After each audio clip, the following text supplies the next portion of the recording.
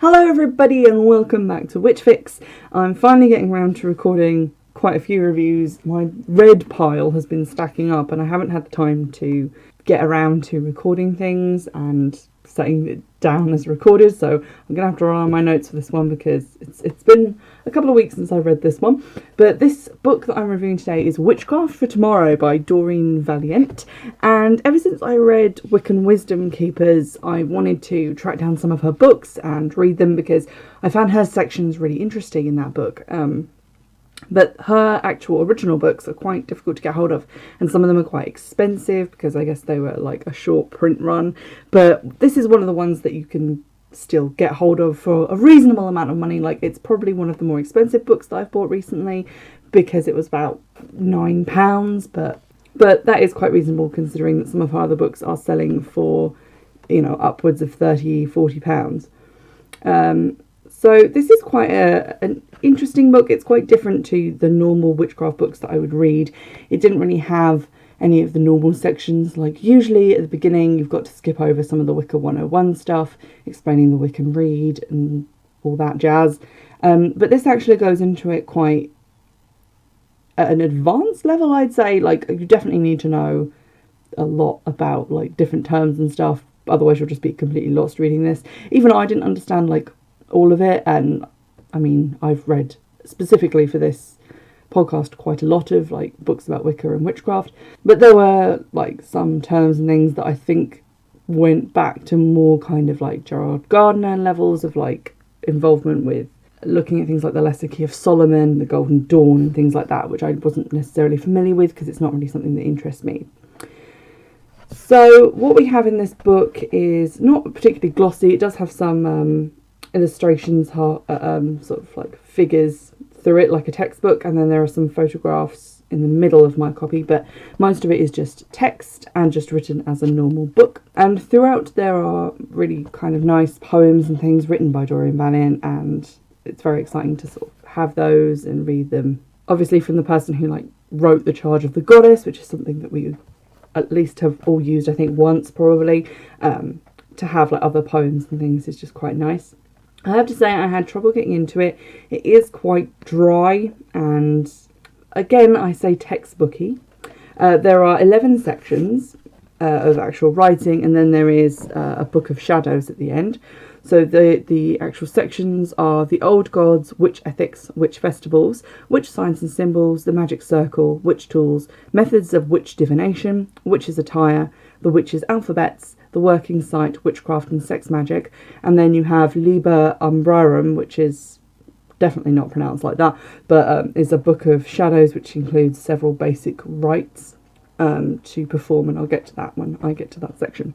So, to be honest, a lot of the old god section, witch ethics and things like that, it didn't intrigue me. For the first like couple of days of reading this, I was struggling to be interested in it and kind of regretted buying it, to be honest, because the sections are quite long. They have quite a lot of long paragraphs, and they do tend to flit about in terms of topic, so it just kind of follows her stream of consciousness, I guess, as she was writing it. Between paragraphs it would be like talking about one thing and then, oh, this reminded me of this thing, and you know, all this other stuff. It also flits about a lot in terms of the references in it. Like, there's a lot of stuff, references like the Bhagavad Gita and like Hinduism stuff, Sufism, and then it will come back and talk about sort of Golden Dawn stuff, and then Pan and Diana from Roman mythology, and then some Greek mythology, and then stuff about like Neolithic Britain.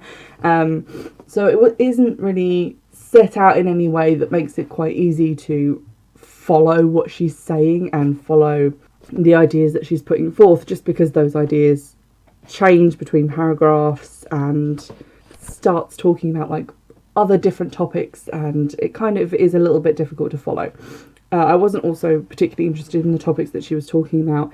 For me, at least, it doesn't really matter about the construction of like the old gods of Britain and the old gods of like pre-Christian paganism, because to be honest, I think that bears very little resemblance to what most people practice nowadays, or at least what I practice.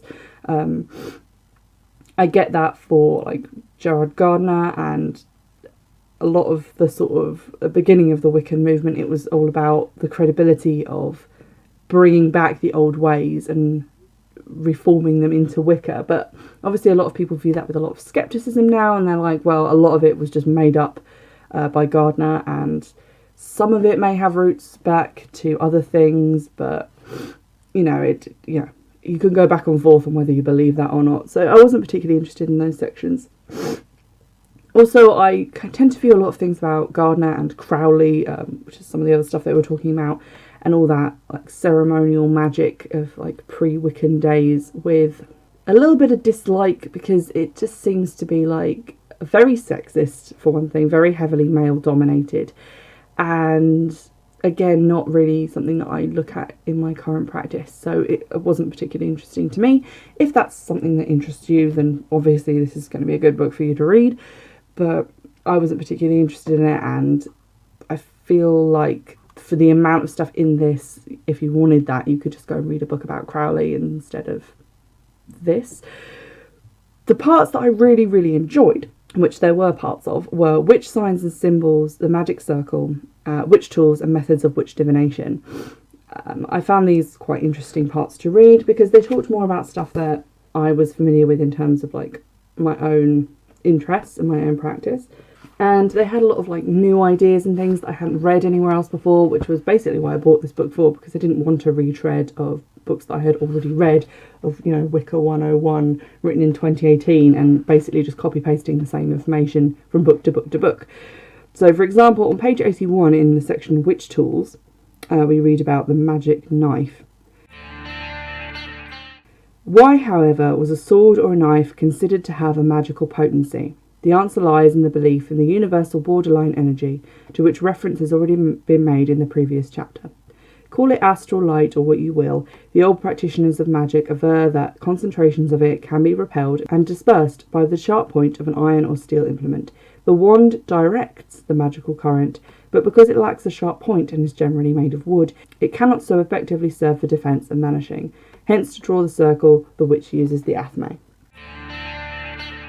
I have definitely never heard it put so succinctly before. In various other books I've read, that the wand and the athame are basically interchangeable because they're both phallic symbols that you would use to direct energy. But this very clearly puts forth that they have separate uses and what those uses are, which is very educational. It's not something that I've read elsewhere. I guess I've always thought that the knife is obviously more defensive and more, maybe in some ways, offensive than using just a wand, and I've often used it in like defensive magics or magics to hex wrongdoers and things like that.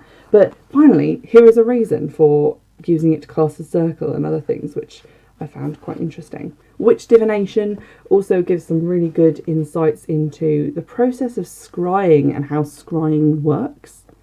For example, page 88 in this section. The reason is that the vision does not in fact appear in the speculum, which is her word for the thing that you are looking at, basically, in terms of divination, like the crystal ball or the black mirror or whatever. Though it may seem to do so, but in the mind of the clairvoyant, my own experience is that after a period of concentration, the surface of the water or the magic mirror disappears and a picture appears before the mind's eye, just as if it was suddenly projected upon a cinema screen. Sometimes there is a transition stage when the picture or some symbol appears to be upon the surface of the speculum, but this is usually of short duration. The most vivid pictures appear when the speculum has vanished, or rather when I have ceased to be aware of it. And then, skipping a paragraph or two on page 89, there is no need to stare unblinkingly at the surface of the speculum. Instead, it is better to gaze deeply into the water or the crystal, rather than to look at its surface. Just relax, allowing yourself to drift into a kind of borderline state. If other persons are present, they must be quiet and concentrate upon the purpose of what is being done. The best results are usually obtained after sunset rather than during the daylight hours. The candle-lit atmosphere of the magic circle is best, but if you happen to be scrying at some other time and place, then the room should be suitably darkened. The burning of some good incense or joss sticks will always help. You don't read a lot about scrying in other books. Usually they list, methods of divination. They give like a paragraph on each, and they tend to focus more on tarot cards and Runes, basically you're just drawing symbols that have predetermined meanings. And then they might mention, oh, also you can do scrying with a crystal ball or a black mirror. And they don't really go into methods of how to do it. But I think this chapter was generally quite useful for that. And obviously it also involved some talk of the tarot, but also on how to make a set of witches' stones for divination. What I found a bit weird in that sense was that they didn't actually give a list of of any symbols. They just said to pick stones and basically assign value to them without necessarily marking them, which was a little bit weird. They also give chants and things to use when divining and how to use the stones when you throw them. It's basically a sort of like jacks where whichever one falls closer to another one and you interpret them that way. And then at the very back of the book you have a book of shadows sort of affair.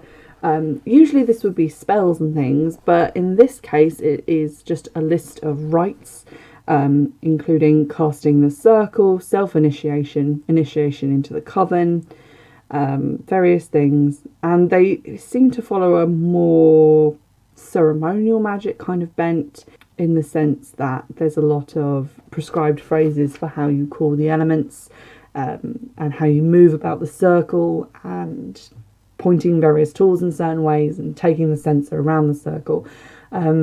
Usually in like more modern books, when you read about circle casting, it leaves it very much open. It's very much to your interpretation, but this gives quite detailed rites on how you would do that. There's also a full moon esbat rite and a sabbat rite to perform, and then obviously poems like the Witch's Creed feature as well. And it also lists things such as the invocation of the moon goddess, the invocation of the horned god, and the spell of cord. So that's basically the only spell it gives, and it's basically just how to work cord magic. I don't know really how I feel about the book. It does contain a lot of worthwhile information. The way that it's set out is a lot more academic than I'm used to in terms of books about witchcraft. It's not really... I suppose the way in which it's written definitely assumes that you are going to practice what is in the book. And it's written in the style of like an elder talking to you and instructing you in the ways of, I suppose, Wicca as it was in sort of the 1950s and 60s. Whereas I think nowadays we have a more kind of friendly, conspiratorial tone where it's people talking as equals and it's kind of more friendly, and it's definitely written in a way that's more accessible and has a more sort of friendly tone, is more generally humorous with sort of thoughts from the author, and is therefore a lot more pleasing and easy to read. So I think although it is nice to have actual information in a book instead of the same copy-pasted Wicca 101 books, I do think the one thing that a lot of those books do well is being written in a very open way where you can just sit down and read them for, you know, quite a long time without feeling like you're struggling through something, or that it is taxing you slightly and you want to go and read something that is a little bit more relaxing. So this is definitely a book that you would buy to study, and it would definitely feel like you were doing work as opposed to reading something about a subject that you enjoy for fun. I'm not saying that's necessarily a bad thing, but what I am saying is that at points through this I actually felt like I was doing homework for a subject I didn't much care for, as opposed to reading something about a subject that I was actually interested in. I guess because there were some sections that were not overflowing with information that I was interested in, specifically about things like Crowley and Golden Dawn and references to witchcraft in old books and plays and things that I'm not terribly interested in. But if you were looking to maybe study something about like the history of Wicca as a movement, this would be definitely a good book for you and a good book to look at. As for myself, I'm definitely going to write down and keep some of the chants and things from it because I thought they were really nice, specifically some of the ones to use for divination. I did find that the advice on scrying and the advice on magical tools was quite interesting, so that's also something that I'll probably reread again. Having said that, I do think quite a lot of the rites at the end of the book, in the Book of Shadows, are quite convoluted and complicated. Not in the sense that, you know, you'd have difficulty following them, but in the sense that I think that you would be looking at the book quite a lot, and I don't think that's really the way that I prefer to do rituals. I prefer to make a lot of it up as I go along, but obviously follow like a framework that I know of as far as the invocation of the elements goes, but then I will mix it up and use different words as the feeling takes me. The book did, though, for the first time sell me on working skyclad, because I've never really done that in terms of, it just doesn't seem very practical, or something that I'd be interested in. But some of the things that it talked about under witches' attire did make me think about using skyclad as like a tool in magic, and I thought that was quite different and changed how I felt about it. Like, some of the things that it discussed are not things that you would find discussed in Wicca 101 books, and I think skyclad working is one of those things. It sort of is a bit like unfashionable these days, I think, going on some of the recent books that I've read. But yeah, it was definitely interesting in that respect. I'm really excited to read another one of the books about Doreen Valiente, which is Where Magic Lives.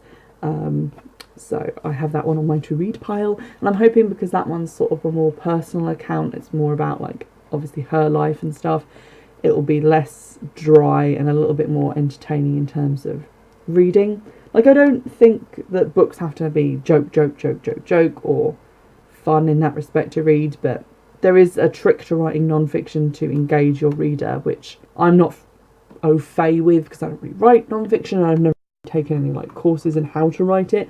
But sometimes I think just because you have an intense passion for a subject and a lot of knowledge about it, that doesn't necessarily mean you're going to be the best writer on that subject, and that you're going to be able to make that passion come across, because a lot of the times that's just not the case. And although you might find that a subject is really interesting and really important to you, it doesn't mean that you're going to be able to bring it across very well in non-fiction writing. I hope you've enjoyed this review, and you can get in touch to let me know about other books that you may have found or want me to review on Twitter, which is @Witchfix, and I'll see you in the next one. Bye!